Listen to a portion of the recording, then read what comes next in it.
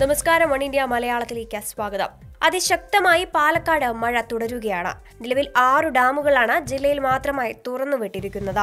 ജില്ലയിലെ പുഴകളാകട്ടെ കരകവിഞ്ഞൊഴുകുന്നു.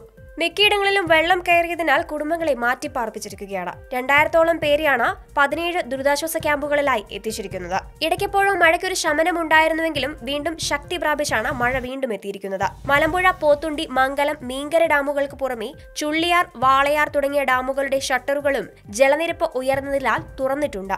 ആലത്തൂർ ഗായത്രിപ്പുഴയ്ക്ക് കുറുകെയുള്ള വെങ്ങന്നൂർ പാലവും കാവശ്ശേരി പത്തനാപുരം പാലവും കവിഞ്ഞൊഴുകുകയാണ്. ശേഖരപുരം, കൽപ്പാത്തി, ശംഖുവാരമേട് തുടങ്ങി ജില്ലയിലെ താഴ്ന്ന പ്രദേശങ്ങളിലെ വീടുകളിലെല്ലാം വെള്ളം കയറി. ഇത്തരത്തിൽ പല മേഖലകളിലായി വെള്ളം കയറിയതിനെ തുടർന്ന് അഗ്നിശമന സേനയും രക്ഷാപ്രവർത്തനത്തിനായി വിവിധ ഭാഗങ്ങളിൽ എത്തിയിട്ടുണ്ട്.